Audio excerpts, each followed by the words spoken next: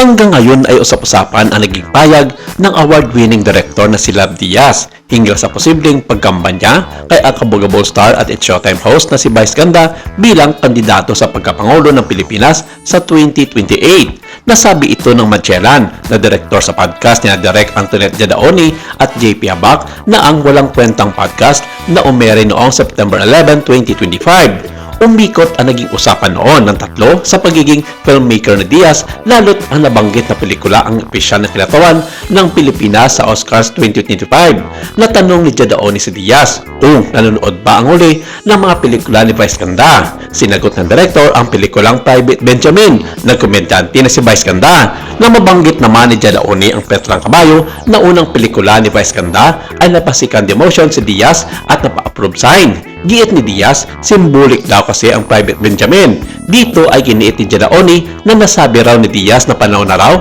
para tumakbo si Vice Ganda bilang presidente at pasukin ang politika. Anang ni Diaz, si Vice Ganda ang maituturing sa ngayon na may pinakamalakas na impluwensya pagdating sa pop culture. Isa pa, maganda rin daw ang mga pananaw ni Vice Ganda pagdating sa mga bagay-bagay, lalo't recently, laging nasusundutan ng komedyante TV host ng isyong panipunan at pampolitika ang mga hirit niya sa noontime show.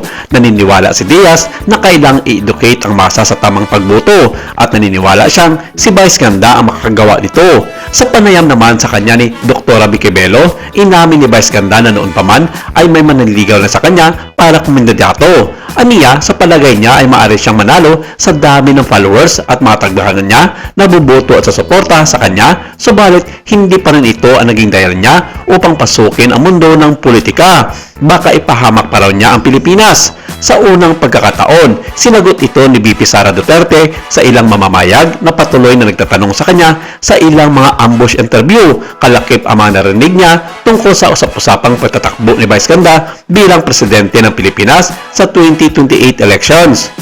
Alam daw ni VP Sara Duterte ang mga balitang ito at alam niya ang pag-aalinlangan ni Vice Ganda na pasukin ang politika. Sang-ayon siya sa sinabi noon ng ang kabogabol star na hindi nga niya kakayanin na i-manage ang Pilipinas kung sakaling manalo ito sa pagkapresidente ng bansa sa 2028. Nag-quote pa si VP Sara na, "Buti yan, alam niya na ipapahamak na niya ang Pilipinas kung sakasakali." Matatandaang nabanggit na noon pa man ni Vice Ganda sa naging panayam niya kay OG Diaz na wala siyang balak tumakbo o pumasok sa politika.